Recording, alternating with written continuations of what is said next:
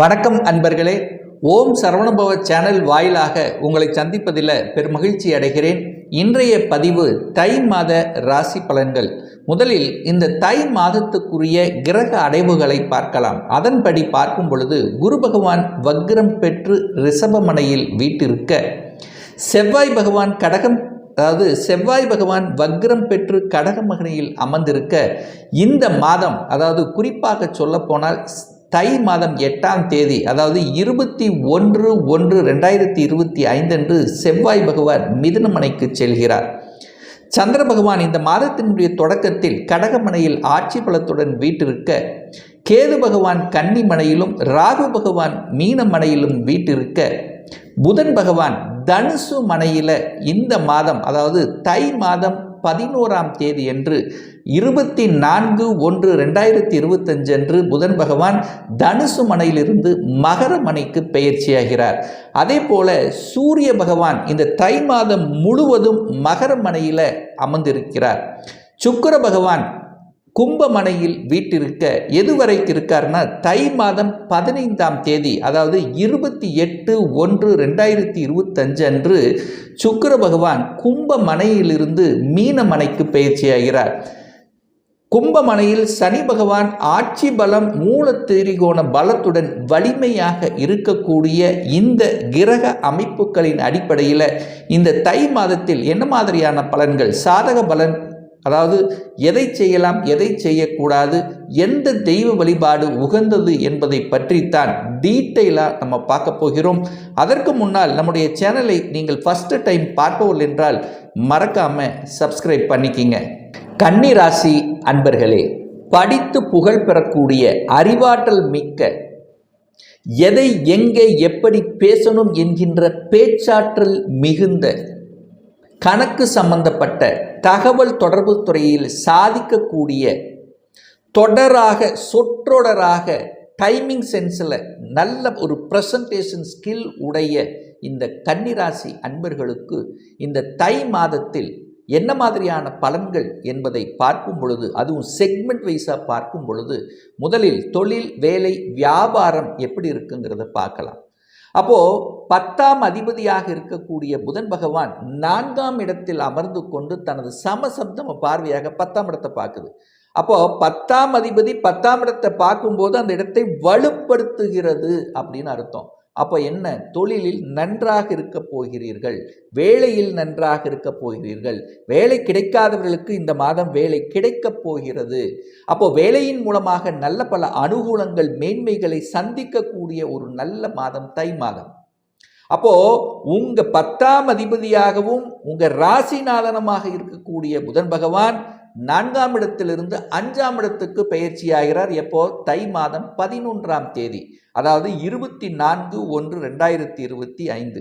So அந்த 5ஆம் இடத்தில் போய் அமர்ந்து அங்கே சூரியனோடு இணைந்து, புதன் ஆதித்ய யோகத்துடன் இணைந்து, குருவினுடைய பார்வை பெற்று சுபத்துவமாக அந்த 10ஆம் அதிபதி இருக்க போகிறார். அப்போ இந்த மாதம் முழுவதும் வேலை, தொழில், வியாபாரம் அத்தனையும் பிரமாதமாக இருக்க போகிறது.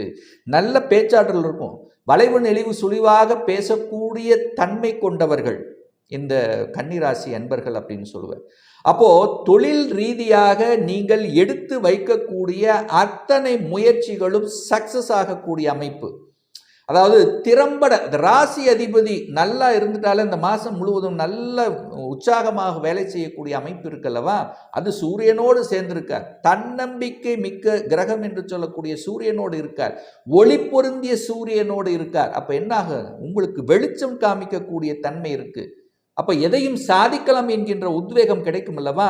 அப்போ தொழிலில், நீங்கள் வேலையில் நீங்கள் எடுத்து வைக்கக்கூடிய அத்தனை முயற்சிகளும் அத்தனை காரியங்களும் சக்சஸ் பெறக்கூடிய ஒரு அற்புதமான ஒரு மாதம் கன்னிராசி என்பவர்களுக்கு இந்த தை மாதம்.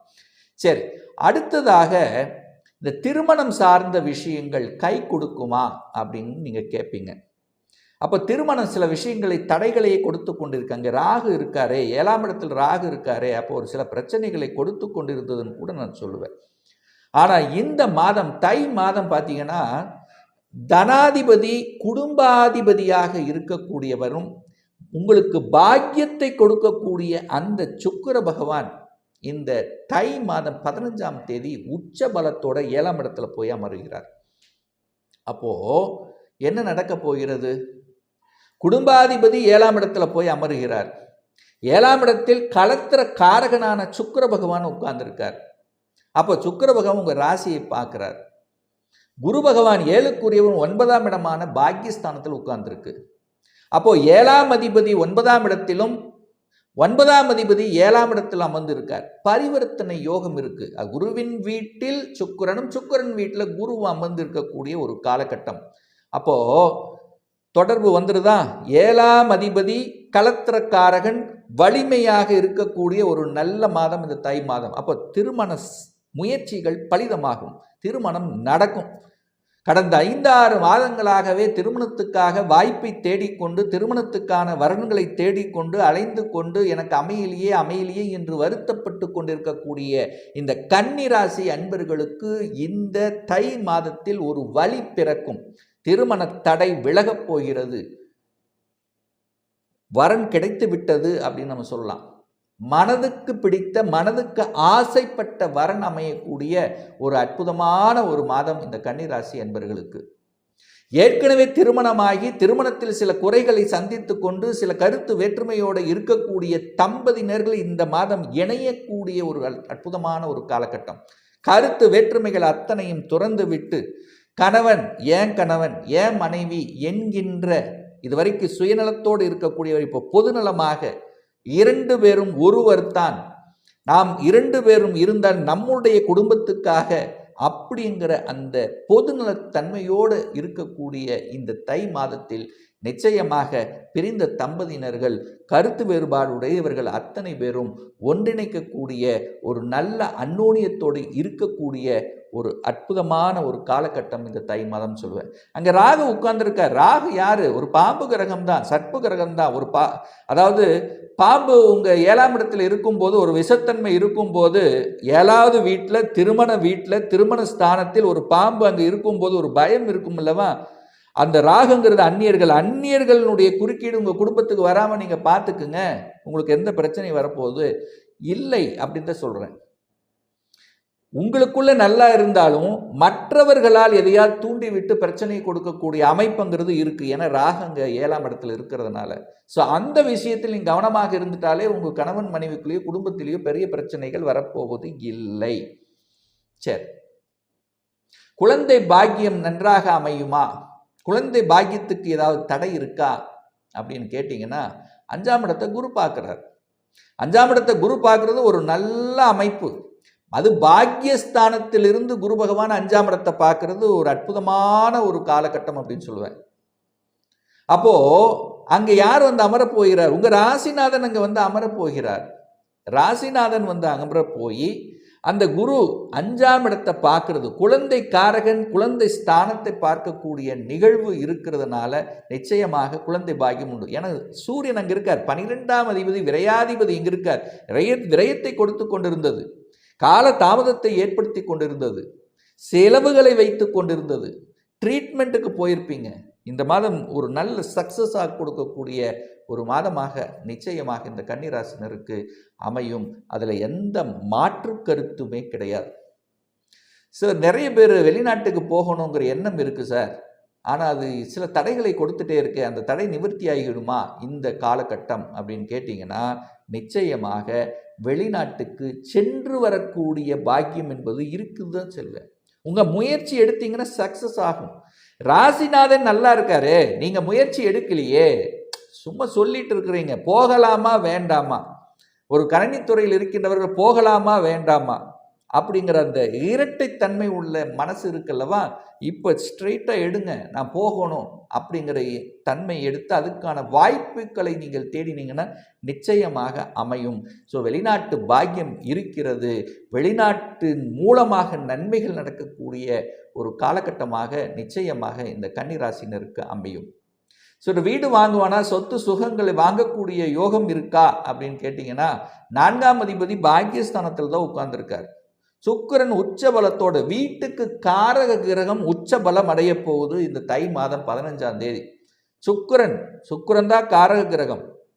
அவர் உச்ச பலத்தோட வலிமையாக அமர்ந்திருக்கக்கூடிய இந்த மாதத்தில் நிச்சயமாக வீடு வண்டி வாகனங்கள் அமையக்கூடிய, அந்த ரியல் எஸ்டேட்ஸ் அந்த துறையில் இருக்கிறவர்களுக்கு அனுகூலம் ஆதாயம் கொடுக்கக்கூடிய, வண்டி வாகனம் சம்பந்தப்பட்ட துறையில் இருக்கின்றவர்கள் அதை சம்பந்தப்பட்ட துறையில் இருக்கக்கூடியவருக்கு வளர்ச்சியை கொடுக்கக்கூடிய, ஒரு சிலர் வண்டி வாகனங்களை புதிதாக வாங்கக்கூடிய அமைப்புங்கிறதும் இந்த காலகட்டம் உங்களுக்கு சிறப்பு பெறுகிறது அப்படின்னு சொல்லுவேன். ஹெல்த் விஷயம் எப்படி இருக்கு? உடல்நலம் சார்ந்த விஷயங்கள் ஏதாவது தொந்தரவு கொடுத்துருமா அப்படின்னு கேட்டிங்கன்னா, அங்கே 6ஆம் இடத்தில் சனி பகவான் அமர்ந்திருக்கார், சுக்கிரனோடு சேர்ந்திருக்கார். சுபத்துவமாக தான் சனி இருக்கார். ஹெல்த்தில் ஒன்றும் பெரிய ட்ரபிள் இல்லை, ஹெல்த்தை சரி பண்ணிக்கலாம். தொந்தரவு இருக்கின்றவர்களும் ஆஸ்பத்திரி போனீங்கன்னா சரியாகும்ங்கிற அமைப்பு தான் இருக்கிறது. கடன், நோய், எதிர்ப்பு, பகை, வம்பு, வழக்கு இதுக்கெல்லாம் தீர்வை கொடுக்கக்கூடிய, அதிலிருந்து விடுதலை பெறக்கூடிய, அதை சார்ந்த எண்ண ஓட்டம் எடுத்தீங்கன்னா முயற்சி வெற்றி பெறுங்கிறது தான் அமைப்பு. ஏன்னா இங்கே சுக்கிரன் உட்கார்ந்துருக்கார், தனம் கொடுத்துருக்கார். எதையாவது பண்ணி அதெல்லாம் முடிச்சிடலாம், அந்த பிரச்சனையை முடிச்சிடலாம் அப்படிங்கிற எண்ண ஓட்டத்தை கொடுக்கக்கூடிய ஒரு காலகட்டம். ஒரு நல்ல தெய்வ வழிபாடு இந்த மாதம், தை மாதம்னா தை மாதம் 22 பிப்ரவரி 4ஆம் தேதி சூரிய பகவானுடைய பிறந்த நாள் வருகிறது. ஸோ அன்றைய தினம் சூரிய பகவானை சென்று வழிபடுவது உத்தமம். சூரியன் உங்களுக்கு யாரு? விரையாதிபதி. நிறைய விரயமாகுது, பணமே தங்க மாட்டேங்குது, செலவு செலவு செலவுன்னே ஆகி கொண்டிருக்கிறது. ஆஸ்பத்திரி செலவு இருக்கு, அந்த செலவு இந்த செலவுன்னு செலவாகி கொண்டே இருக்கிறது. தகப்பனால பிரச்சனை ஏற்படுகிறது. பூர்வீகத்திற்கு ஒரு சொல்யூஷன் நமக்கு கொடுக்கல. அதிகார பதவிக்கு நான் போகணும்னு நினைக்கிறேன், ஆனால் போக முடிய மாட்டேங்குது. இந்த கன்னிராசி என்பதில் யாருக்கெல்லாம் சூரிய திசை சூரிய புத்தி நடக்கிறதோ, ஸோ அன்றைய தினம் சூரிய பகவானை சென்று வழிபடுவது, அல்லது கும்பகோணத்தில் அருகில் இருக்கக்கூடிய சூரியனார் கோயிலுக்கு அன்றைய தினம் சென்று வழிபட்டு வந்தால் இந்த அத்தனை பிரச்சனைகளும் விடுதலை கிடைக்கும்ங்கிறதுல எந்தவித மாற்று கருத்தும் கிடையாது. இன்னும் துல்லிய பலன் வேணும். 2025 சொந்த தொழில் செய்வதற்கான விதி கொடுப்பினை இருக்கிறதா? திருமணம் தடைப்பட்டு கொண்டே இருக்கிறது. எப்போ திருமணம் நடக்கும்? எப்போ குழந்தை பாக்கியம் கிடைக்கும்? எப்போ நான் வீடு கட்டுவேன்? எனக்கு எப்போ ப்ரமோஷன் கிடைக்கும்? இது போன்ற கேள்விகளாக இருந்தாலும் சரி, அல்லது total prediction, total life prediction தெரிஞ்சுக்கணும் அப்படின்னு விருப்பமுடைய அன்பர்கள் டிஸ்பிளே தெரியக்கூடிய நம்பருக்கு வாட்ஸ்அப் மூலியமாகவோ ஃபோன் கால் மூலியமாகவோ தொடர்பு கொண்டு அப்பாயின்மெண்ட் பெற்றுக்கொண்டு கன்சல்டேஷன் எடுத்துக்கலாம். இந்த பதிவு நிச்சயமாக ஏதாவது ஒரு ரூபத்தில் உங்களுக்கு யூஸ்ஃபுல்லாக இருக்குங்கிறதுல எந்தவித மாற்று கருத்தும் கிடையாது. நம்ம சேனலை நீங்கள் ஃபஸ்ட்டு டைம் பார்ப்பவர்கள் என்றால் மறக்காமல் சப்ஸ்கிரைப் பண்ணிக்கிங்க. பக்கத்தில் இருக்கக்கூடிய பெல் பட்டன் மற்றும் ஆல் நோட்டிஃபிகேஷனை கிளிக் பண்ணும்போது நான் போடக்கூடிய அடுத்தடுத்த பதிவுகள் உங்களுடைய நோட்டிஃபிகேஷனில் வந்து சேரும். மீண்டும் ஒரு நல்ல பதிவில் உங்களை சந்திக்கும் வரை உங்களிடமிருந்து விடைபெறுவது உங்கள் அஸ்ட்ராலஜர் டாக்டர் சதீஷ்.